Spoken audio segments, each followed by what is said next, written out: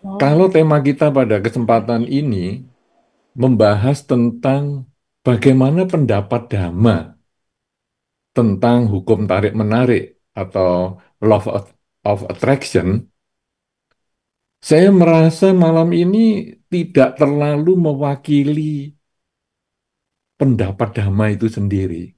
Mungkin saya hanya salah satu dari berbagai pendapat Dhamma tentang hukum tarik-menarik. Karena tentu wawasan saya, keterbatasan saya juga mempengaruhi pendapat saya sehingga apa yang saya sampaikan pada kesempatan ini tentu menjadi salah satu saja.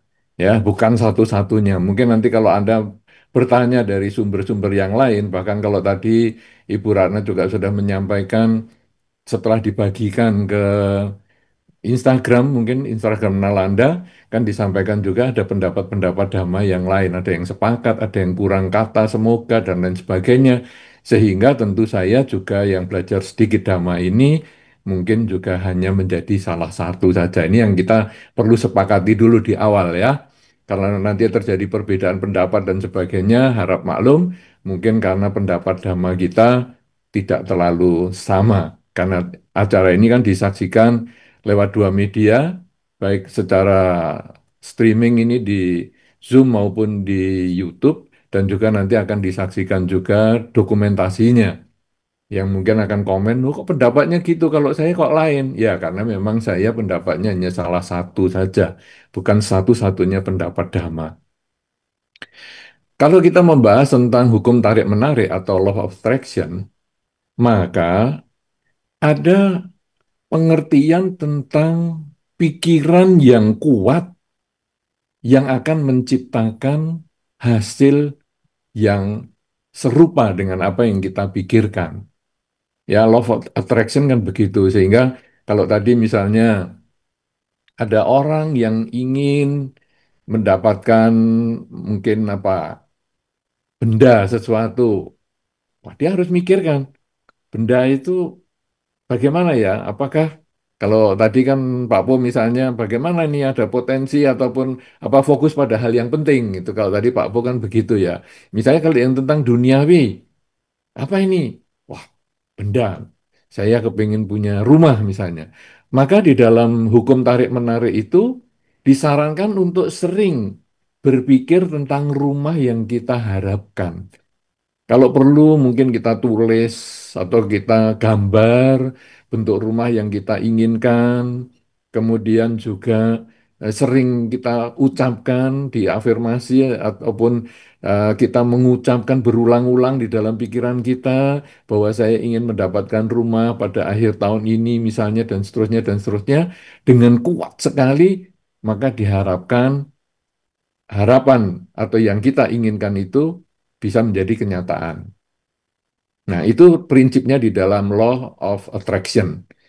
Nah, sekarang apakah di dalam Dhamma juga seperti itu?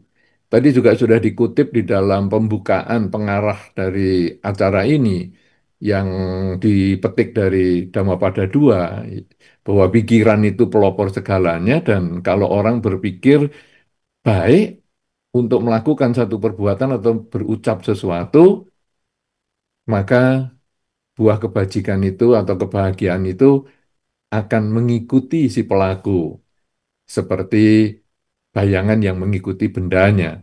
Nah, tadi sudah dikutip seperti itu. Jadi, pikiran yang terus-menerus. Nah, sekarang apakah terjadi seperti itu di dalam Dhamma? Memang, kalau kita pada saat Waisak ini kan kita juga merenungkan tentang kehidupan Pangeran Siddhartha ya. Maka kita akan tahu bahwa Pangeran Siddhartha meninggalkan istana, kemudian beliau bertapa untuk mencapai kebebasan dari perubahan. Karena beliau meninggalkan istana itu kan karena melihat perubahan. Ada orang tua, orang sakit, orang mati. Kemudian beliau melihat potensi kalau menjadi biku atau pertapa, itu mungkin bisa mengatasi tua, sakit, dan mati. Maka beliau selama 6 tahun ini berjuang, memusatkan pikiran Mungkin kalau istilahnya Pak Po tadi adalah fokus pada hal yang penting daripada saya ngurusi istana, saya sekarang mengurusi batin saya supaya saya terbebas dari perubahan, tidak tua, sakit, dan mati. Maka beliau berjuang habis-habisan. Berguru dengan Udaka Ramaputa, Alara Kalama, dan seterusnya. Kok nggak bisa-bisa? Fokus terus nggak bisa-bisa. Sampai akhirnya beliau keluar ataupun beliau sudah tidak lagi ikut dua perguruan itu, kemudian beliau sendirian bermeditasi. Sendirian diikuti oleh lima pertapa. Nah, itu yang tadi Pak Po katakan bahwa burung dengan bulu yang sama kan cenderung bersekutu. Sehingga lima pertapa ini melihat, bodhisatwa ataupun pertapa Gotama ini luar biasa sekali ya perjuangannya ini. Wow, kita kayaknya ya harus ngikut nih. Nah, jadi mereka bersekutu. Tetapi setelah berjuang lama, sampai berpuasa habis-habisan, sampai diceritakan bahwa perutnya kalau dipegang saking kempesnya itu bisa seperti terpegang punggungnya. Kalau punggung yang dipegang saking kempesnya itu bisa terpegang perutnya. Wah, Pertapa Gotama ini hampir hilang kesadarannya. Sehingga Pertapa Gotama akhirnya ya menerima dana bubur yang kemudian diberikan oleh Sujata untuk dikonsumsi. Nah, lima pertapa setelah melihat cara seperti itu, merasa bulunya nggak sama nih. Karena, wah ini pertapa Gotama sudah nggak seperti yang kita bayangkan. Dan akhirnya lima pertapa yang merasa bulu masih sama lima-limanya ini, dia meninggalkan pertapa Gotama. Pertapa Gotama sendirian dan beliau fokus pada hal yang penting kalau istilahnya Pak Po tadi sudah pokoknya saya akan bertapa dengan cara sendiri yaitu tidak terlalu menyiksa diri jadi dengan jalan tengah dan karena fokus terus fokus pada tujuan yang penting akhirnya pada saat Waisak Purnama Sidhi di bulan Waisak beliau mencapai pencerahan yang kita kemudian peringati sebagai Trisuci Waisak itu kan karena lahir, mencapai pencerahan, dan wafat. Nah, ini sebetulnya menjadi salah satu kesepakatan kita bahwa Dharma memang sesuai dengan hukum tarik-menarik. Dalam pengertian, ketika seseorang punya pikiran yang kuat untuk mengharapkan sesuatu, bisa menjadi kenyataan. Sehingga tadi Pak Po juga mengingatkan supaya kita tetap mengarahkan pikiran kita pada hal yang positif, karena pikiran yang kuat itu bisa mewujudkan sesuatu. Tetapi di dalam Dharma bukan hanya itu. Di dalam Dharma, pikiran yang kecil pun bisa mewujudkan kenyataan. Jadi yang tidak intens-intens banget, yang tidak terlalu kuat, itu juga bisa. Tentu kita sering mendengar di masa-masa Katina, yaitu ketika seorang biku yang sudah tua, kemudian menerima jubah, kemudian berpikir akan menggunakan jubah itu.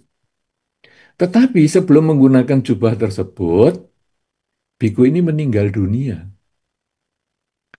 Oleh karena itu, Sang Buddha kemudian sebagai tradisi para biku, semua harta-harta biku ini yang termasuk jubah dan mangkok dan lain sebagainya, dibagikan. Tetapi Sang Buddha berpesan, jubah khusus yang jubah katina yang kemarin diberi itu, tolong jangan dibagi. Butuh seminggu lagi ya, nanti baru dibagikan. Nah, para biku yang lain bertanya, kenapa ini? Kemudian Sang Buddha menjelaskan bahwa biku yang kemarin menerima jubah itu setelah meninggal karena terpikir tentang jubahnya, yang belum sempat terpakai, dia lahir jadi kutu jubah. Hanya seminggu aja jadi kutu jubah, kemudian nanti mati sebagai kutu dan akhirnya dia tentu lahir di alam yang lebih sesuai dengan kebajikan yang telah dia lakukan selama melatih jadi biku. Ini membuktikan bahwa pikiran yang sejenak saja bisa mewujudkan sesuatu yang dia inginkan, yaitu jubah. Kemudian diceritakan yang lain adalah seorang biku yang berpindah patah, menerima dana makan dari para umat, kemudian dia melihat ada seekor anjing yang santai di depan rumah, di atas keset. Kemudian biku ini hanya terpikir, wah enak ya jadi anjing, santai-santai begitu, jam-jam sebegini masih bisa santai tiduran begitu. Sudah, hanya sepintas sekali. Kemudian ya bikunya setelah menerima dana makan berjalan dan sudah nggak kepikiran itu lagi tentang anjing sudah nggak kepikiran lagi. Tetapi ketika sudah memakan waktu bertahun-tahun kemudian, biku ini meninggal dunia, dia terlahir sebagai anak anjing tadi. Jadi pikiran yang sepintas itu ternyata juga bisa membuktikan atau bisa mewujudkan apa yang diinginkan. Kalau sudah demikian, saudara, law of attraction ini menjadi menjadi kalau itu keinginan yang besar sekali, ternyata bahwa yang kecil pun itu bisa. Saudara-saudara, kalau sudah demikian, mari kita harus menjaga pikiran ini dengan baik. Jangan sampai pikiran kita ini terjebak, walaupun hanya sesaat, pada hal yang buruk. Jadi sepakat sekali dengan yang tadi dikatakan oleh Pak Po tadi, yaitu menjaga tiga saluran perbuatan itu. Adalah pikiran, ucapan, dan perbuatan. Tapi yang paling penting tentu adalah pikiran. Karena ucapan dan perbuatan itu timbul dari pikiran. Kalau kita bisa menjaga pikiran dengan baik, pasti ucapan dan perbuatan baik. Tapi kalau pikirannya buruk, ucapan dan perbuatan mungkin masih baik. Sehingga digambarkan pikiran dan ucapan perbuatan itu seperti teko, ya. Teko, teko itu tempat minum atau mungkin galonan kalau sekarang guci galonan, tapi gucinya yang di pinggir. Jadi guci kan ada guci keramik itu yang lubangnya di pinggir. Nah, jadi air ini kalau bersih, keluarnya ya bersih. Tetapi keluar yang bersih ini kalau sudah habis, masih ada keraknya yang di bawah yang ternyata kotor. Nah, pikiran ini seperti gucinya ini. Yang keluar ini adalah seperti ucapan dan perbuatan. Kadang-kadang pikiran kita baik, baik, baik, baik, baik, baik, ada isi air yang baik, itu memang keluarnya bisa yang baik. Tetapi mungkin kerak di dasarnya ini ada yang buruk. Jadi pikiran jelek masih bisa mengeluarkan omongan baik, masih bisa mengeluarkan perbuatan baik. Tapi kalau pikiran baik, tidak mungkin keluar ucapan baik, tidak mungkin keluar ucapan buruk, tidak mungkin keluar perbuatan buruk. Karena itu sekarang kita fokus pada pikiran baik. Pikiran baik ini dari mana bisa muncul? Pikiran baik ini muncul ketika seseorang belajar menyadari tentang kekinian. Karena kekinian inilah yang ditemukan oleh Pertapa Siddhartha ketika tadi mencapai kesucian. Bahwa bukan tua, sakit, dan mati yang dilawan, bukan. Tetapi ternyata tua, sakit, dan mati ini adalah perubahan. Problem yang kita tidak bisa terima itu adalah saya tidak puas dengan saya berubah menjadi tua, sakit, dan mati. Kalau demikian, ketidakpuasan ini sebabnya dari mana? Sebabnya karena saya dulu pernah muda, saya dulu tidak sakit, saya dulu masih hidup. Padahal sekarang saya bisa tua, bisa sakit, dan bisa mati. Kalau demikian, kita harus menyadari bahwa hidup ini perubahan. Bagaimana bisa menyadari supaya hidup ini perubahan ketika kita menyadari bahwa hidup adalah saat ini. Karena ketika ada saat ini, maka perubahan itu menjadi terabaikan. Perubahan itu adalah perbandingan kondisi sebelumnya dengan saat ini. Tetapi sesungguhnya, kalau yang ada saat ini tidak ada perbandingan dengan yang sebelumnya, maka yang ada adalah kenyataan saat ini. Nah, apakah di dalam Dhamma tidak boleh berbanding atau melakukan perbandingan? Boleh. Tetapi perbandingan itu hanya pelajaran dan bukan untuk dilekati. Yang ada adalah saat ini. Bagaimana kita bisa selalu sadar saat ini? Sering mengucapkan aja di dalam batin. Saat ini saya sedang apa? Saat ini saya sedang apa? Kadang pikiran muncul yang jelek. Tapi saat ini saya sedang apa? Saya sedang berbicara. Oke, belajar berbicara yang baik. Pikiran mungkin jelek, tapi saat ini saya sedang berbuat apa? Belajarlah berbuat yang baik. Pada satu ketika nanti kita mulai menyadari saat ini, pikiran saya yang buruk muncul. Begitu disadari pikiran yang buruk muncul, dia akan tenggelam. Kemudian muncullah batin yang netral. Kalau ini pikiran yang baik yang muncul, kita sadari, boleh kita katakan, bukan boleh kita lakukan. Tapi begitu muncul pikiran buruk, kita sadari supaya dia berhenti hanya di pikiran. Dan semakin sering kita mengembangkan kesadaran, saat ini saya sedang apa, saat ini saya berpikir apa, terus kita kembangkan demikian, maka batin menjadi lebih tenang, batin menjadi lebih netral, maka hidup kekinian dapat kita kuasai dan kita kendalikan. Nah, kalau kita memiliki kemampuan atau memiliki waktu yang lebih panjang, maka kita berusaha melatih hidup saat ini dengan pagi bangun tidur, malam mau tidur, dengan menyadari saat ini nafas sedang masuk, saat ini nafas sedang keluar. Yang kita istilahkan dengan meditasi. 30 menit pagi bangun tidur, 30 menit malam mau tidur, menyadari nafas masuk, nafas keluar, sebetulnya itu bertujuan membiasakan pikiran kita selalu sadar saat ini nafas masuk dan keluar, membiasakan pikiran kita selalu sadar saat ini saya sedang berpikir apa, membiasakan pikiran kita selalu sadar sedang berbicara apa, membiasakan pikiran kita selalu sadar sedang melakukan apa, sehingga kesadaran setiap saat itulah yang nanti akan mengendalikan pikiran kita dan mengarahkan pikiran kita menuju hal yang baik, bahkan sekecil-kecilnya, dan itu nanti akan dapat menarik hal-hal yang baik juga, menarik hal-hal yang membahagiakan, sebagaimana tadi yang dikatakan di dalam Dhammapada ayat 2 tadi, yaitu bahwa pikiran adalah pelopor, pikiran adalah pemimpin, pikiran itu kalau diarahkan dengan pikiran yang baik, kita berbicara dan bertindak yang baik, maka kebahagiaan akan mengikuti kita seperti bayangan selalu mengikuti bendanya. Demikian yang perlu saya sampaikan sebagai pembuka diskusi kita pada kesempatan ini. Semoga memberikan manfaat, menginspirasi kita tentang bagaimana pandangan atau pendapat Dhamma dari sudut pandang saya yang minim ini tentang hukum tarik-menarik. Saya kembalikan kesempatan kepada Saudari Ratna. Terima kasih. Semoga berbahagia. Baik, sadu, sadu, sadu.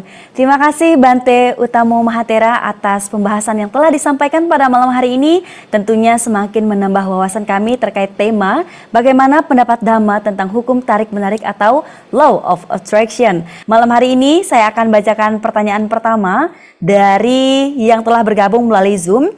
Pertanyaan dari Ibu Nyana Susila Yani. Apakah atasila dapat disamakan dengan tekad atau afirmasi dalam Law of Attraction? Bagaimana cara bertekad yang benar menurut ajaran Buddha? Dan apakah ada konsekuensi karma buruk berbuah jika pada saat setelah kita bertekad kita lalai? Contohnya, pada saat anggota keluarga ada yang sakit seperti mama atau diri kita sendiri yang sakit, lalu kita bertekad kalau sembuh akan melakukan sesuatu kebaikan. Ya, demikian pertanyaan dari Ibu Nyana Susila Yani. Kami persilakan Dr. Ponijan Liao untuk memberikan jawaban lebih awal, nanti akan dilanjutkan oleh Bante Utamo. Silakan Dr. Po. Oke, baik. Nanti guru saya melengkapi ya. Oke. Nah, kalau Anda bertekad sesuatu, kenyataan di lapangan berbeda, ya sudah, mau diapain? Iya kan ya? Makanya di istilah penelitian itu, bagi Anda yang pernah kuliah, tentu pernah mendengar, barangkali pernah mendengar istilah das Sein, harusnya das Sollen, gitu ya. Tetapi yang terjadi das Sein, tidak das Sollen. Ini bahasa Jerman. Yang artinya, yang terjadi tidak seharusnya sesuai dengan rencana, begitu ya. Anda bertekad, kalau mama sembuh, saya akan membayar kaul, ya kan? Memberikan ini kepada fakir miskin misalnya, berdana ini kepada ini dan itu. Ya kalau Anda sudah berkaul begitu, ya Anda tunaikan. Ya kan ya, seandainya Anda setelah sembuh mama Anda tidak mampu secara ekonomi untuk menunaikan, kalau memang itu bentuknya ekonomi, maka Anda bisa menunaikannya pada lain kesempatan.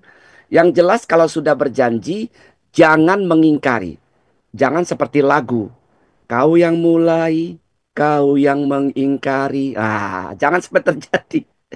Kita yang berjanji, kita yang mengingkari. Jadi artinya, apakah akan muncul karma buruk? Ya karma buruk karena Anda secara sila, ucapan Anda sudah nggak benar. Kan Anda sudah mengucapkan nih, kan melalui ucapan kan ya. Jadi tiga saluran itu kan salah satunya ucapan. Nah, pikiran Anda pasti tadi kalau kita sitir yang Bante Utamo katakan tadi kan semua bermula di pikiran. Itulah sebabnya kenapa di Dhammapada ayat 1 dan 2 tentang pikiran. Ya kan ya, itu kan tidak kebetulan saudara. Ya kan ya, ayat 1 dan 2. Dari 423 ayat yang dari 26 bab itu. Nggak mungkin pikiran di depan kalau dia bukan hal yang pertama dan utama, kan begitu. Ya, yang utama akan dijelaskan oleh yang utamo. Ya, Bante Utamo maksudnya. Jadi saudaraku, kalau sudah berjanji, sudah keluar ucapan, pasti Anda sudah mendahulunya dengan pikiran yang baik untuk bertekad kan ya. Maka saran saya, supaya tidak ada beban karma Anda, tidak ada beban hidup Anda tunaikan. Mungkin jika tidak pada kesempatan itu, pada kesempatan yang lain. Saya kira itu nanti dilengkapi oleh guru kita ya. Terima kasih. Baik, terima kasih Dr. Po. Demikian ya tanggapan dari narasumber kita yang pertama. Bante, mohon berkenan memberikan pencerahannya Bante. Silakan Bante. Ya, sebetulnya pada prinsipnya mirip ya dengan Pak Po yang sampaikan ya. Jadi saya hanya menegaskan saja bahwa atasila memang merupakan tekad. Karena aku bertekad melatih diri untuk menghindari pembunuhan misalnya dan seterusnya. Nah, jadi dia tekad. Kemudian kalau kita tidak melaksanakan, tentu sebetulnya bermasalah ya. Nah, apalagi yang 5 awal yang sering katakan sebagai Pancasila, karena Pancasila ini ada hubungannya dengan pihak lain, tidak membunuh, mencuri, berzina, bohong dan mabuk-mabukan ada pihak lain. Tetapi yang 3 lain, kalau di dalam Atasila yang tidak makan setelah tengah hari, kemudian tidak menggunakan kesempatan untuk hiburan, tarian, dan seterusnya, lalu tidak duduk dan berbaring di tempat yang mewah. Yang 3 ini sebetulnya adalah pengingkaran pada tekad sendiri. Tapi kalau yang 5 ini merupakan karma buruk kalau pelanggaran. Tapi yang 3 ini, kita tekad tidak makan, kemudian makan. Apa karma buruknya? Tidak, tapi itu membuat kita sebetulnya menjadi tidak punya komitmen, tidak punya disiplin. Dan kalau kita sudah tidak disiplin di bidang yang kecil, nanti bisa tidak disiplin di bidang yang besar. Karena ada semacam pepatah mengatakan kapal yang besar pun bisa tenggelam apabila kena kebocoran yang kecil. Tadi pikiran yang sederhana tentang anjing saja bisa membuat seseorang terlahir sebagai anjing juga sampai karmanya habis. Nah, kemudian ada tekad. Wah, ketika ibu saya sakit, saya bertekad nanti kalau sembuh, saya mau melakukan kebajikan. Itu Anda telah melakukan kebaikan, tekadnya itu. Tetapi ketika Anda lalai, tidak melakukan tekad yang Anda kerjakan, padahal ibunya sudah sembuh, maka sebetulnya itu adalah termasuk juga karma buruk. Ya, nah tadi Pak Po juga sudah tepat mengatakan, ya kalau Anda sudah ingat, lakukan. Tapi kalau nggak ingat sampai akhir kehidupan nanti, itu bisa di kelahiran yang akan datang kita akan memetik buah karma buruknya tersebut. Karena itu bagi kita semua yang di dalam kesempatan ini ikut acara ini, mari kita ingat-ingat apakah kita pernah melakukan tekad yang semacam itu. Dan apakah setelah tekad itu terlaksana kita tidak melakukan apa yang kita sudah janjikan.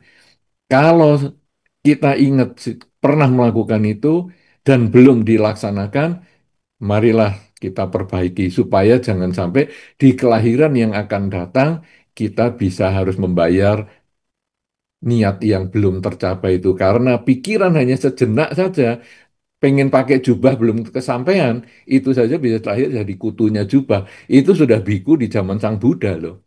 Orang yang terlahir di zaman Sang Buddha itu sudah karma baiknya luar biasa. Bisa menjadi biku di bawah bimbingan Sang Buddha, itu sudah jauh lebih luar biasa lagi. Itu pun karena pikiran yang sejenak tentang niat untuk pakai jubah, itu saja bisa melahirkan dia jadi kutu. Apalagi kalau kita sudah punya tekad untuk melakukan sesuatu dan belum dilaksanakan, lahir lagi, kita bisa terlahir di alam yang kurang baik. Karena itu, kita ingat baik-baik sekarang, dan apabila belum terlaksana, laksanakanlah mumpung belum terlambat. Saya kira demikian, prinsipnya sama dengan Pak Po, kita bisa lanjutkan lagi. Terima kasih. Baik, ya demikian Ibu Susi, tanggapan dari dua narasumber kita pada malam hari ini tentunya sudah sangat jelas ya disampaikan. Dan malam hari ini kita akan lanjut ke penanya berikutnya. Ada pertanyaan dari Ibu Sirli. Ya, silakan bisa ditampilkan. Ya, pertanyaan dari beliau. Selamat malam Bante Utamo dan Mr. Ponijan. Saya izin tanya, apakah mungkin ketika kita naik ke frekuensi yang lebih tinggi, hal-hal yang belum bersih dari bawah sadar justru muncul ke permukaan sebagai pembersihan atau detox karma? Apakah energi menarik dalam law of attraction sejatinya hanyalah bentuk halus dari tanha atau nafsu keinginan yang memperkuat rasa aku harus memiliki daripada melepas dan melihat hakikat dari semua hal? Terima kasih atas perhatiannya. Ya, Bante, mohon berkenan Bante memberikan jawaban atas pertanyaan dari Ibu Sirli. Silakan Bante. Iya, frekuensi yang lebih tinggi ini saya belum jelas karena ini ada istilah khusus yang perlu disepakati dulu. Apa ini frekuensi yang lebih tinggi? Ya, kita naik ke frekuensi yang lebih tinggi, hal-hal yang belum bersih di bawah sadar justru muncul di permukaan. Apakah frekuensi ini hasil meditasi? Kalau sekarang hasil meditasi yang lebih tinggi membuat batin menjadi tenang, batin itu seperti air. Jadi, ketika kita tenang, maka batin itu bisa kelihatan di bawah sadarnya. Ya, dan begitu muncul pikiran bawah sadar, kita amati kalau kekuatan pikiran bawah sadar ini lemah, dia menjadi lenyap. Tetapi kalau pikiran bawah sadar ini cukup kuat, maka dia melemah. Nanti muncul lagi satu ketika, amati lagi, makin melemah. Muncul lagi satu ketika, amati makin melemah, dan akhirnya dia lenyap pada waktunya. Dan nanti digantikan oleh bawah sadar kita yang lain, yang lain, yang lain, sampai akhirnya bawah sadar kita menjadi lebih kita sadari semua isinya. Nah, ini kalau yang disebut naik ke frekuensi yang lebih tinggi itu seperti itu, maka memang begitu kita mengembangkan kesadaran yang lebih maksimal, maka bawah sadar kita akan tampak dengan jelas. Kemudian kalau dikatakan apakah law of attraction ini bagian dari tanha, memang bisa terjadi seperti itu karena kemelekatan yang kuat. Tetapi kita ingat di dalam Dhamma ada istilah tanha dan juga ada istilah canda. Jadi sama-sama yang isinya adalah tentang keinginan untuk mencapai sesuatu. Tetapi tanha disepakati di dalam Dhamma adalah berisikan ketamaan. Sehingga kalau tadi Anda mengatakan bahwa apakah law of attraction itu adalah tanda yang berisi ketamaan, ya benar. Tetapi kan sekarang ketika kita lihat Pertapa Gotama, berusaha untuk mengatasi tua, sakit, dan mati yang ternyata itu adalah perubahan, itu kan kuat sekali. Apakah itu menjadi tanha? Nah, kalau itu menjadi tanha, kemudian beliau menghentikan, kan tidak ada pencerahan. Tetapi sekarang di dalam Dhamma ini ada yang istilahnya tanha dan ada istilahnya canda. Canda itu sebetulnya adalah keinginan-keinginan yang berdasarkan kebijaksanaan. Keinginan-keinginan pada hal-hal yang berdasarkan kebajikan. dan itu berbeda. Makanya tadi yang Pak Po sampaikan itu juga bagus tentang tentang fokus pada hal yang penting itu bahwa ada hal-hal duniawi. Kalau hal yang duniawi itu adalah tanha, tetapi hal-hal yang bersifat spiritual itu adalah canda. Ya, jadi pertanyaan tadi ada benarnya, tapi sebagian, karena sebagian yang lain kita punya istilah yang disebut dengan canda. Itu Anda sudah mengingatkan bahwa law of attraction ternyata masih bisa dilengkapi lagi di dalam Dhamma karena bukan hanya ketamaan, tetapi juga ada kegemaran. Candanya ke kegemaran untuk hal-hal yang bersifat kebajikan atau kebijaksanaan. Saya kira demikian jawaban atas pertanyaan tertulis tadi. Ya, baik. Terima kasih Bante atas tanggapan yang telah disampaikan. Dr. Ponijan, silakan bisa menanggapi pertanyaan dari Ibu Sirli. Ya, saya mau tambahkan ayat aja, boleh tolong dibacakan 199 yang tadi di Dhammapada ya tadi Bante sampaikan. Ini untuk melengkapi yang Bante sampaikan tadi. Bukan melengkapi ya, menambahkan yang sedikit saja. Ya, tadi saya tidak berani memperjelas nanti malah mengaburkan makna gitu. Agak riskan ini. Ya, di Dhammapada yang tadi Bante sudah sampaikan itu mengenai keserakahan itu ada di 199. Kita simak aja, nanti bisa kita jalankan dalam kehidupan kita sehari-hari. Ya, silakan Kak. Iya, Dhammapada 199. Sungguh bahagia kita hidup terbebas dari keserakahan di antara orang-orang yang serakah. Di antara manusia yang serakah kita hidup tanpa keserakahan. Demikian Dr. Po. Ya, baik. Kalimat itu kalau saya ringkas sebagaimana yang pernah Bante Utamo sampaikan, tahu cukup. Ya, manusia kalau tahu cukup, maka semoga keserakahan itu tidak berlebih-lebihan. Karena sungguh bahagia jika kita hidup di antara orang-orang yang serakah. Di antara orang-orang yang serakah, kita tidak serakah. Serakah ini tadi kalau gambar saya yang saya tunjukkan tuh duniawinya terlalu parah. Tidur pun dia dengan tumpukan duit, tumpukan uang. Ya kan? Saya khawatir begitu nanti mau meninggal, ketika istrinya bilang, "Pa, ingat Pa, kebajikan Pa." Nanti takutnya dia sebut gini, "Duit." Kan bahaya ya. Karena itu jangan terlalu serakah berlebihan, ya kan? Manusia pasti punya itu, asal tahu cukup. Ya, kalau Anda tahu cukup, maka keserakan itu mungkin bisa diminimalisir begitu ya. Ya, saya kira itu saja tambahan dari saya. Terima kasih. Baik, terima kasih Dr. Po dan Bante Utamo atas jawaban yang telah diberikan untuk pertanyaan dari Ibu Sirli ya. Malam hari ini kita akan melanjutkan pertanyaan ketiga dari Ibu Juli. Pertanyaan dari beliau, nama budaya Bante dan Pak Po. Saya mau bertanya, bagaimana hukum tarik-menarik atau law of attraction bekerja pada orang yang cenderung sulit mengekspresikan perasaan? Apalagi kalau orang itu punya prinsip seperti ajaran Buddhisme yang menyarankan agar tidak terlalu melekat. Jadi saat bahagia tidak terlalu senang dan saat sedih juga tidak terlalu larut. Apakah sikap netral seperti itu memengaruhi efektivitas law of attraction? Ya. Silakan Dr. Po dapat memberikan jawaban, nanti akan dilanjutkan juga oleh Bante. Silakan Dr. Po. Baik, sulit ekspresi ya. Memang ada orang begitu, manusia kan punya tipe beda-beda. Ya, ada orang yang introvert, sulit mengekspresikan diri, duduknya biasa di pojok-pojok. Tidak suka keramaian, tidak suka kebisingan, tidak suka pesta, suka menyendiri. Ya, ketika kita bilang, "Kenapa kamu sendiri?" Dia akan mengatakan, "Alone doesn't mean loneliness." Wah, ya kan ya. Sendiri tidak berarti kesepian. Nah, itu orang yang introvert, sulit mengekspresikan. Kemudian ada orang yang ekstrovert, suka ngomong. Ya kan ya, satu hari perempuan bisa bicara 20.000 kata, laki-laki bisa 7.000 kata. Itu tidak termasuk mimpi dia berbicara. Kalau mimpi dia berbicara, yang perempuan jadi noban go, 25.000 ya kan ya. Nah, kalau Anda tidak bisa berekspresi, sulit berekspresi, apakah law of attraction juga berlaku? Ya pasti. Pada kehidupan Anda, teman-teman Anda pasti cenderung akan begitu semua. Karena Anda akan terganggu dengan orang yang banyak bicara. Coba perhatikan deh saudara. Coba amati lingkungan Anda ya. Pasti ada teman yang ngomentari temannya yang suka banyak bicara. Ya, ini orang banyak kali bicaranya, omongannya bikin saya pusing kepala. tetap berlaku Anda dengan ekspresi tanpa ekspresi, introvert ekstrovert, aktif pasif, ya kan, secara psikologi dia tetap akan berpengaruh. Karena hukum ini tadi saya katakan di awal, Anda mau meyakini atau tidak dia tetap berlaku. Anda mau meyakini matahari siang itu panas atau tidak, dia tetap panas. Kan begitu kan?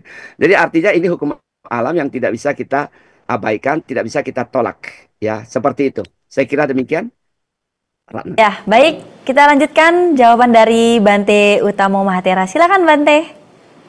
Baik, jadi kalau tadi pertanyaannya adalah apakah hukum law of attraction ini berfungsi ya atau gimana ya reaksinya kalau pada orang yang sulit berekspresi perasaannya. Bahkan tadi secara ekstrim dikatakan dia tidak melekat apa saja dianggapnya biasa-biasa. Kalau kita tadi menceritakan tentang biku, ada contoh dua biku itu yang sudah tua pun dia kan hanya punya keinginan mau pakai jubah, tapi nggak tercapai dan akhirnya jadi kutu jubah. Dia hanya kepikir selintas tentang anjing yang santai dan akhirnya dia jadi anak anjing. Artinya pikiran ini tidak pernah berhenti. Di dalam Dhamma dikatakan dalam 1 detik itu bisa muncul 1 miliar bentuk pikiran. Tinggal Anda sadari atau tidak. Yang disadari itu hanya sekitar 12%. 88% pikiran kita itu di bawah sadar dan itu sulit sekali sehingga kalau tadi dikatakan apakah kalau kita sudah naik frekuensi yang lebih tinggi itu bisa menyadari yang bawah sadar itu memang nanti akan ketemu bawah sadar kita. Nah, kemudian orang itu katanya biasa-biasa tidak ada pengaruhnya, senang dan susah tidak ada. Kalau orang yang benar-benar netral, bukan karena dia berdasarkan kegelapan batin, karena kan watak orang itu bermacam-macam. Ada yang tamak, tamak sekali, jadi ingin terus mendapatkan sesuatu, ya ini nanti bisa terkondisi, bisa terkondisi terlahir di alam alam peta misalnya. Kalau sekarang orang yang menolak terus kebenciannya yang kuat, dia bisa terlahir menjadi alam asura misalnya karena butuh penolakan yang keras. Kemudian ada yang cuek, nggak mau pusing. Oh, ada suka duka juga dia nggak mau tahu. Ini mungkin seperti contoh tadi misalnya, dia bisa juga lahir di alam binatang loh. Nah, gimana kalau mau di alam bahagia? Ya mengarahkan pikiran pada hal yang baik, bukan bukan yang buruk. Nah, kecuali orang yang sudah mencapai kesucian. Ini kisahnya jadi beda ya. Orang yang mencapai kesucian ini terus gimana ini? Orang yang mencapai kesucian itu dia bukan lagi melakukan karma, keinginan kemudian menghasilkan sesuatu. Apa yang ditanam demikian pula yang akan dipetik. Itu adalah karma. Tetapi orang yang mencapai kesucian itu disebut telah melakukan istilahnya kiriya. Kiriya artinya sudah terbebas dari hukum karma. Jadi apa yang dilakukan Sang Buddha selama 45 tahun misalnya mengembangkan ceramah ya terus setiap hari melakukan ceramah dan sebagainya itu bukan termasuk karma baik kalau di dalam Dhamma. Dia Sang Buddha itu melakukan kiriya karena tidak ada buahnya yang itu hanya seperti menghabiskan energi kehidupan.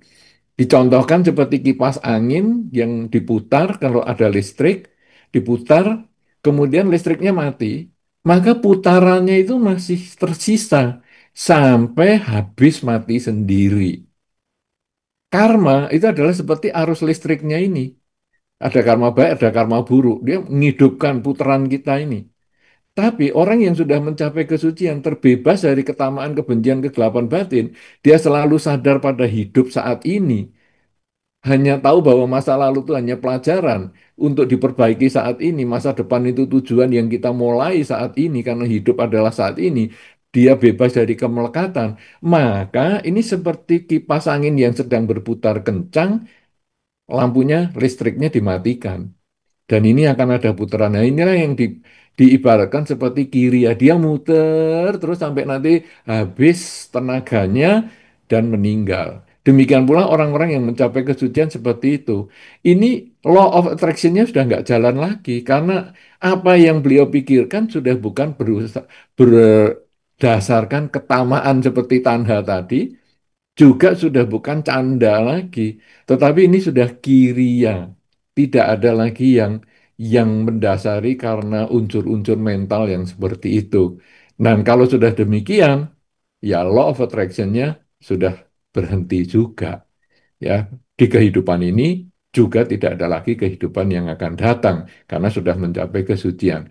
Ini jawaban atas pertanyaan yang tadi sudah disampaikan. Terima kasih.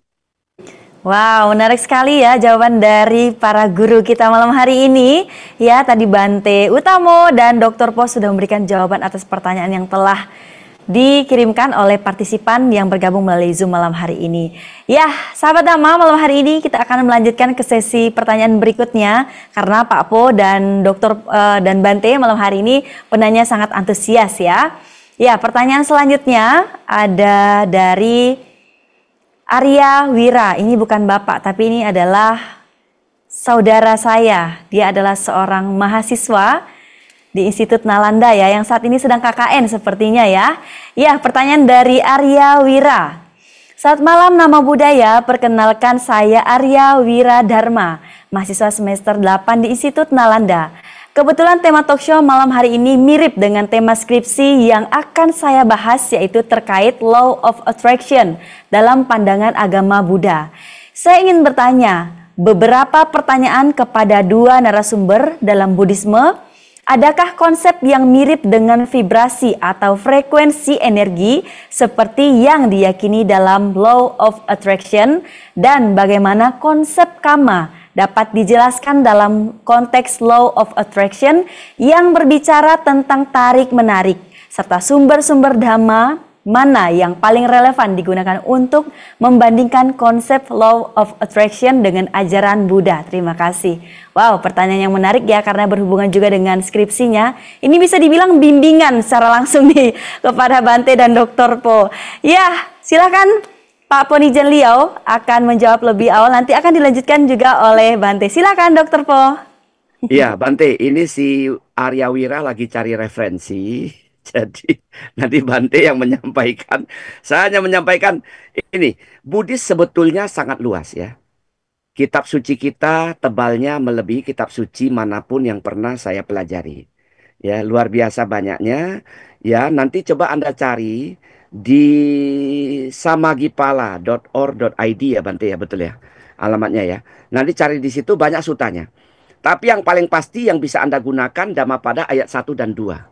Itu sangat relevan ya, soal hukum tarik menarik. Jadi apa yang dilakukan, maka itu yang akan didapatkan. Ya kan ya, satu, jika berbuat, berpikir, berucap baik, berucap buruk, maka penderitaan akan mengikuti dia bagaikan roda yang ditarik oleh sapinya. Ya, sementara Dhammapada ayat 2, bila seseorang berbicara, berpikir, bertindak, ya, jadi betul tadi Bante katakan ya, jadi bermula dari berpikir, berucap, bertindak, baik, maka kebahagiaan akan mengikutinya seperti bayang-bayang yang tidak terpisah dari dirinya.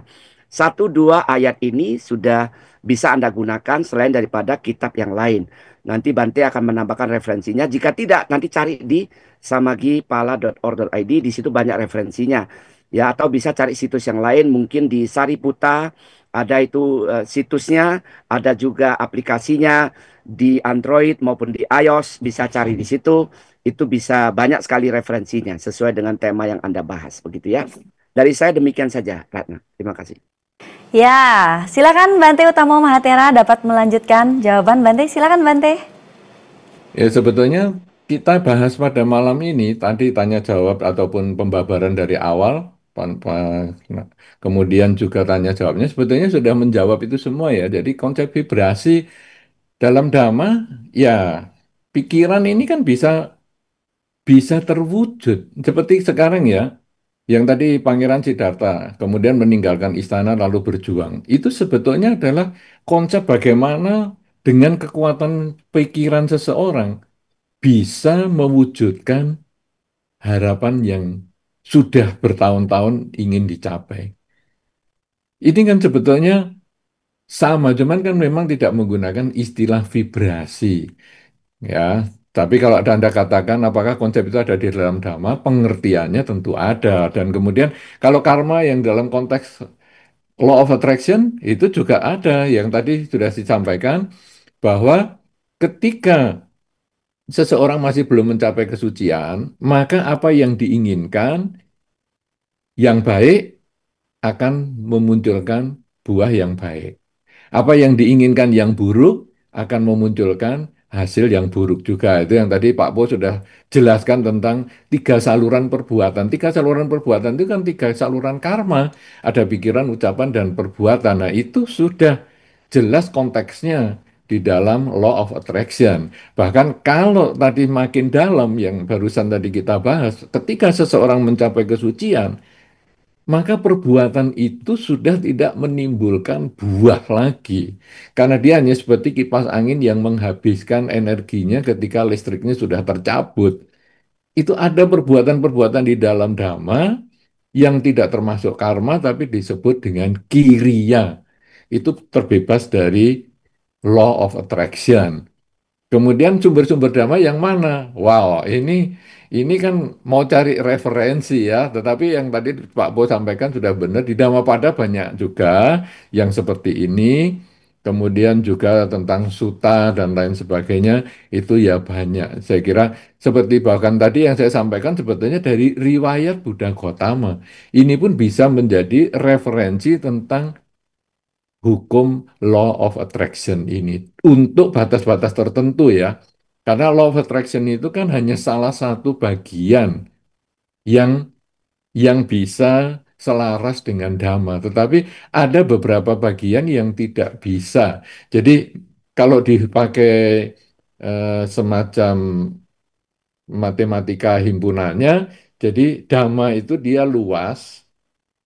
Kemudian law of attraction itu sebetulnya hanya sebagian. Jadi apa yang kita bahas ini hanya sebagian kecil dibandingkan dengan bagian-bagian lain yang belum terselesaikan dengan law of attraction. Karena itu ya tentu nanti Anda cari sendirilah untuk materi-materi ataupun referensi-referensinya agar ada tugasnya. Daripada kalau kita jawab di sini, maka Anda malah nanti oleh dosen pembimbing disuruh cari yang lain lebih puyeng kepala nanti Anda. Tugasnya jadi 2-3 kali lipat. Ya, saya kira begitu. Terima kasih, saya kembalikan kepada Ibu Rana. Baik, terima kasih Bante. Wow, luar biasa ya. Arya sudah dapat catatan dari donor sumber malam hari ini ya. Terkhusus hanya buat Arya nih, mahasiswa Nalanda satu-satunya yang dapat arahan secara langsung ya. Bahkan dari Bante juga. Ya, bisa disaksikan kembali tentunya ya. Tayangan ulangnya nanti sambil ngerjain skripsi ya Bante ya, dan Dr. Po. Ya, malam hari ini kita akan lanjut ke penanya berikutnya dan tentunya semakin banyak nih yang mengirimkan pertanyaan baik melalui Zoom dan kanal YouTube Nalanda Foundation. Kita akan melanjutkan pertanyaan yang telah dikirim melalui YouTube, pertanyaan dari Bapak Edward Huang. Bapak Edward Huang berasal dari Medan. Ya, apakah membaca parita adalah salah satu bentuk law of attraction untuk mengkondisikan karma baik berbuah? Apakah ada manfaat jika kita melafal parita tanpa henti artinya, tanpa mengerti artinya? Oke, menarik ya. Mungkin ini juga pertanyaan yang pernah ditanyakan oleh banyak sahabat dalam kita. Silakan, Dr. Po dapat memberikan jawabannya terlebih dahulu. Silakan. Oke, baik. Nanti sambil disiapkan Dhammapada 241 ya. Baik, dari Medan. Apakah membaca parita bisa mengondisikan karma baik berbuah? Pasti. Ketika Anda membaca parita, apapun itu paritanya, yang Anda baca itu kan hal-hal yang baik. Ya kan? Panatipata weramani sika padang sama diami. Aku bertekad melatih diri menghindari pembunuhan. Ya kan ya? Berarti kan Anda mengondisikan diri untuk menjadi orang yang tidak melukai makhluk lain. Karena di Dhammapada 131 dikatakan, barang siapa yang melukai makhluk yang juga menginginkan kebahagiaan, maka sampai mati pun dia tidak akan memperoleh kebahagiaan. Ya, jadi nggak mungkin. Jadi dengan Anda baca parita, apakah menimbulkan karma baik? Iya pasti. Apakah law of attraction bekerja? Iya pasti. Coba ya, banyak yang bilang kayak gini, tapi memang sulit mengonfirmasi hal ini. Kenapa orang sering didatangi nyamuk? Mungkin metanya kurang, kata orang. Ya kan? Nah, kalau metanya kurang, nyamuk datang terus mengerubungi dia, menyakiti dia, menggigit dia, menghisap dia, dan seterusnya. Nah, artinya adalah, walaupun apakah benar atau secara bercanda, tapi kan kaitannya ada. Orang yang baca parita, itu baru satu. Yang kedua, menghindari pencurian, perbuatan asusila, bohong, mabuk-mabukan. Misalnya, kalau Anda baca itu, otomatis ketika Anda mau melakukan sesuatu yang buruk, Anda pasti berpikir ulang, aduh aku baru baca parita loh. Jangan dong melakukan hal itu gitu kan. Jadi intinya baca parita tetap akan memberikan karma baik. Nah, kita coba dengarkan Dhammapada 241 mengenai orang yang baca parita atau tidak baca parita ya. Ya, silakan Ratna. Ya, Dhammapada 241. Untuk sesuatu yang penting untuk diingat, tidak mengulang membacanya adalah noda yang merugikan. Untuk rumah tangga, kelalaian untuk mengurusnya adalah noda yang merugikan. Untuk kecantikan, kelalaian untuk merawatnya adalah noda yang merugikan. Untuk pengawal, kelengahan adalah noda yang merugikan. Demikian. Ya, baik. Beberapa aktivitas di situ, termasuk aktivitas ibu rumah tangga. Ibu rumah tangga ini sambilan saja ya. Ibu rumah tangga jika pergi entah kemana-mana melalaikan tugas rumah tangga, Anda juga karmanya buruk di dalam ayat itu. Jadi tidak boleh melalaikan ya. Jadi saya ke baris pertama tadi. Tidak membaca ulang itu adalah noda bagi batin. Jadi Anda baca ulang bagus. Ya kan mengulang sutra. Makanya kalau mengenai membaca parita. Ketika kita baca parita atau baca suta kan ada kalimat depannya kan. Demikianlah yang aku dengar. Ya, ewang mi sutang kan gitu kan. Jadi di situ kita mendengar ulang. Pasti jadi orang baik. Karmanya pasti baik. Nggak mungkin orang baca parita sambil melakukan hal yang tidak baik. Nggak mungkin. Semakin sering Anda mengondisikan diri Anda membaca parita, otomatis Anda akan cenderung menjadi orang yang lebih baik dibandingkan orang yang tidak baca parita. Kira-kira begitu ya. Semoga menjawab, nanti dilengkapi oleh guru kita. Silakan. Ya, demikian jawaban dari Dr. Po. Bante, mohon berkenan memberikan jawabannya, Bante. Sebetulnya kalau kita memahami riwayat terjadinya parita itu sebetulnya kan itu khotbah Sang Buddha ya. Dan khotbah Sang Buddha itu kan tentu berisi kebajikan. Artinya kalau kita memahami makna parita, tentu kita kemudian bisa melaksanakan dalam kehidupan sehari-hari. Misalnya ada tentang Manggala Sutta. Bagaimana kita tidak bergaul dengan orang yang tidak bijaksana. Bergaullah dengan orang-orang yang bijaksana, menghormat mereka yang patut dihormat. Itu kan sebetulnya khotbah Sang Buddha dan itu kita laksanakan di dalam kehidupan sehari-hari. Maka itu akan mengkondisikan karma baik berbuah. Nah, tapi gimana nih kalau sekarang kita nggak ngerti baca parita artinya gimana? Kalau Anda nggak ngerti baca parita artinya apapun, minimal pada saat Anda membaca parita, pikiran Anda itu tidak melakukan hal-hal yang buruk, tidak berpikir yang buruk, juga ucapannya tidak berucap yang buruk, perbuatannya juga tidak berbuat yang buruk. Sehingga waktu Anda membaca parita katakanlah 15 menit, maka dalam 15 menit itu pikiran, ucapan, dan perbuatan Anda terkondisi untuk melakukan hal yang baik di luar pengertian Anda tentang parita. Tetapi kalau Anda bisa lebih membaca lagi terjemahannya, maka Anda akan mendapat tuntunan langsung sebetulnya karena itu kan ceramah dari Sang Buddha yang tadi dikatakan oleh Pak Po ada pembukaan Ewang Misutang. Ewang Misutang itu adalah dikatakan oleh Bante Ananda. Jadi ketika Bante Ananda diminta mengulang khotbah Sang Buddha, beliau mengatakan Ewang Mesutang. Demikianlah yang saya dengar. Dulu saya dengarnya gini. Jadi kalau nanti isi berikutnya ini ada ketidaksesuaian, mohon dimaklumi karena pendengaran saya seperti itu. Bukan maksudnya Sang Buddha seperti itu. Itu luar biasa sekali. Bante Ananda sangat hati-hati di bagian ini. Nah, jadi kalau sekarang kita kemudian mengerti, oh ini maksudnya ini khotbah Sang Buddha ini kan kita seperti mendengar khotbah Sang Buddha langsung dan isinya kebajikan kan kita ngerti artinya, kita langsung terapkan dalam kehidupan sehari-hari, mau berbuat, berbicara ataupun berpikir yang baik dan otomatis menarik karma baik kita datang sesuai dengan apa yang kita harapkan. Ini yang menjadi jawaban bahwa parita memang bisa mengkondisikan karma baik berbuah, baik kita ngerti artinya ataupun tidak. Tapi paling bagus adalah kalau kita mengerti artinya karena dapat kita jadikan petunjuk perbuatan kita sehari-hari. Terima kasih, silahkan lanjut. Ya, baik. Luar biasa jawaban dari dua narasumber kita malam hari ini, Bapak Edward dan sahabat Dama sudah mencatat ya jawaban serta pesan penting dari para narasumber malam hari ini. Bante dan Dr. Po, kita tidak berhenti di sini. Masih ada penanya berikutnya yang dari tadi sudah mengangkat tangan. Saya khawatir tangannya pegal ya, Dr. Po. Soalnya saya jauh nggak bisa menahan tangannya ini.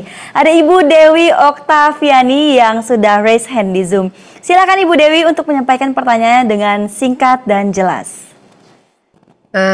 Saya dari Cirebon ingin bertanya dengan Pak Po dan Bante Utamo.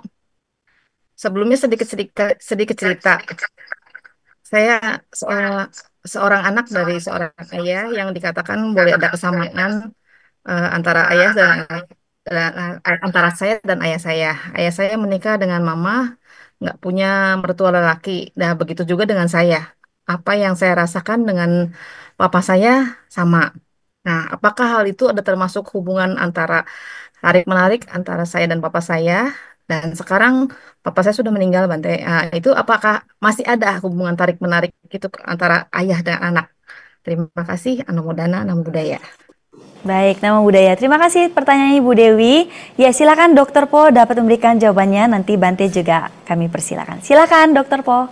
Iya, untuk yang ini Bante saja ya. Silakan Bante. Bante.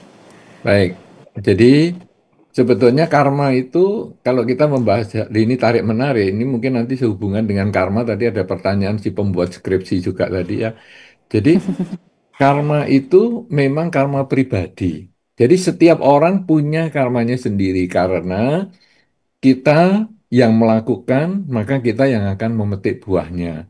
Orang lain melakukan, dia sendiri juga yang akan memetik buahnya.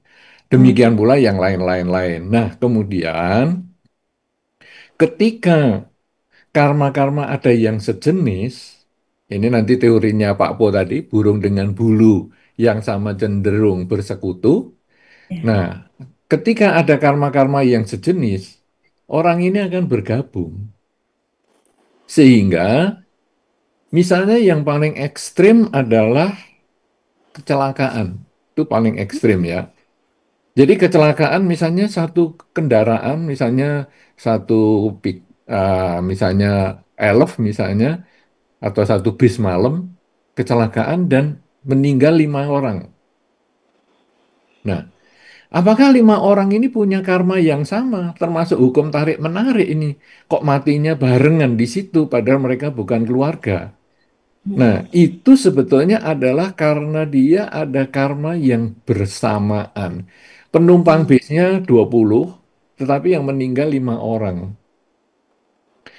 Kenapa kok bisa 20? Karena yang 20 ini juga punya kesamaan karma. Sehingga dia dengan buah karmanya masing-masing yang terbawa dari pengalaman hidupnya di kehidupan ini maupun yang sebelumnya, dia ketemu di satu titik dia naik bis malam yang sama di 20 orang itu. Kemudian bis malam yang sama ini mengalami kecelakaan. 5 orang meninggal. 5 orang yang meninggal ini karena dia juga punya kesamaan sudah habis karmanya pada saat itu dengan cara kecelakaan karena pengalaman-pengalaman yang lama-lama ini juga dan akhirnya ketemu bareng dia 5 meninggal. Sedangkan sisa yang 15 karena karmanya berbeda dia bisa melanjutkan perjalanan lagi. Jadi hukum tarik-menariknya ini ada yang bersamaan 20 orang, tetapi juga ada yang berpisah hanya 5 orang saja. Tetapi 5 orang yang meninggal itu, walaupun sama-sama meninggalnya karena kecelakaan bis, tetapi dia terlahir di mana juga dia berbeda-beda. Ada yang terlahir di alam bahagia, ada yang terlahir di alam menderita, ada lagi yang terlahir sebagai manusia, dan lain sebagainya. Kenapa? Karena dia bawaan karmanya juga nggak sama. Cuman di titik itu dia bersamaan. Nah, Anda dengan dengan orang tua itu juga begitu. Orang tua dengan anak itu juga sama, punya karma yang bertemu di satu titik. Sehingga kita tidak bisa milih orang tuanya yang mana. Anak sebetulnya juga tidak bisa dipilih oleh orang tua karena orang tua waktu mengandung, ibu itu mengandung juga dia tidak bisa ngambil anakku mau seperti Pak Ponijan aja biar pinter, tidak bisa ngambil. Ya sudah, akhirnya ya seadanya sesuai dengan karma yang dia miliki. Nah, kemudian jenis mencari jenis sehingga sekarang misalnya ada orang tua yang tadi Pak Pur mengatakan ada gila tapi pinter ya. Sudah saya pinjam kata gila misalnya. Ada orang tua yang gila, kok anaknya juga gila. Menurut DNA dia memang ada schizofrenianya misalnya. Itu DNA-nya memang kan bisa dicek gitu. Tetapi kenapa kok anak yang ini yang schizofrenia kok bukan bukan anak yang lain karena dia punya anak dua, kenapa yang kena satu kok yang satu tidak? Karena dia punya kesamaan karma. Dia bersama-sama jadi anak, dua orang ini jadi anaknya si ayah dan ibu ini karena karma yang sama.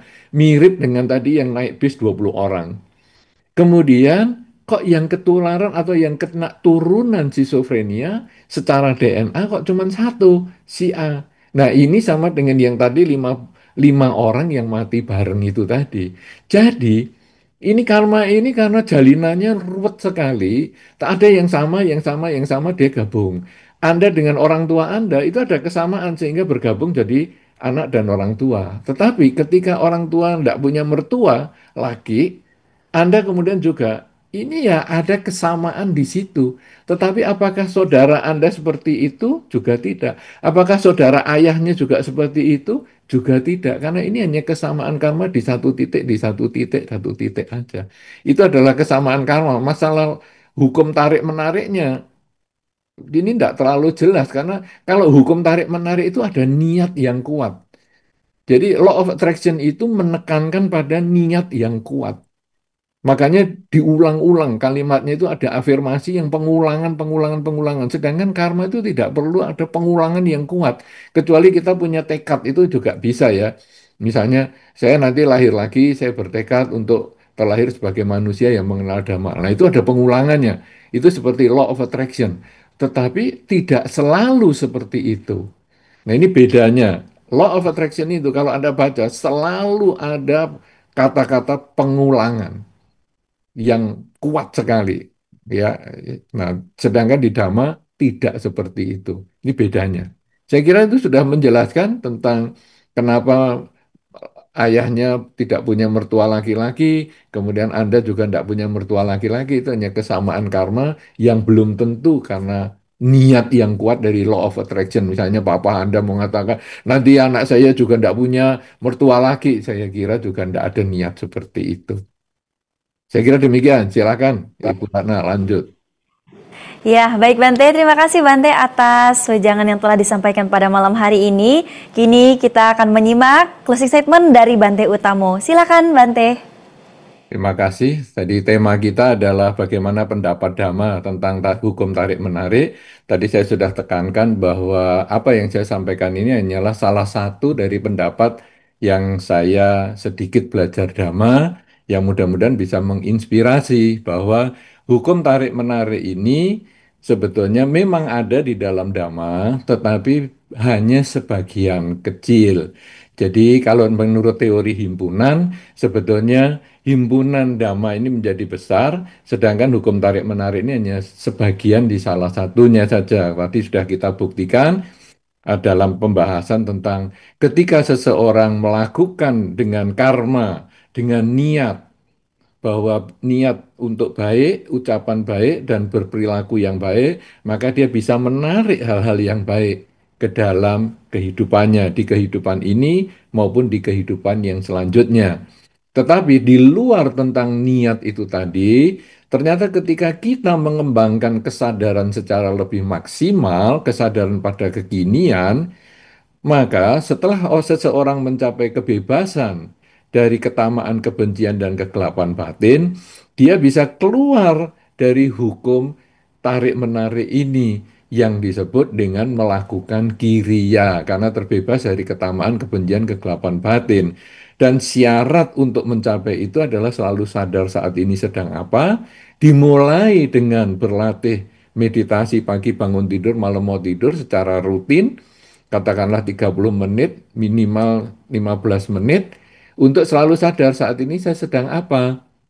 Saat ini saya sedang menarik nafas, saat ini saya sedang mengeluarkan nafas. Demikian seterusnya supaya pikiran kita terbiasa untuk sadar setiap saat agar di dalam kehidupan keseharian kita selalu sadar apa yang kita pikirkan, yang kita ucapkan dan juga yang kita lakukan. Sehingga sebelum mencapai kesucian, kita mengarahkan pikiran kita untuk selalu melakukan kebajikan, demikian pula ucapan dan perilaku kita. Sehingga kalaupun belum mencapai kesucian, di kehidupan ini kita bisa menarik hal-hal yang positif datang pada kita. Dan setelah meninggal pun kita terkondisi untuk memperoleh hal-hal yang positif juga di kehidupan-kehidupan yang selanjutnya. Tetapi kalau kita maksimal menyadari hidup adalah saat ini sehingga terbebas dari ketamaan, kebencian, dan kegelapan batin, maka kita juga bisa terbebas dari kelahiran kembali. Karena itu, mumpung kita masih hidup,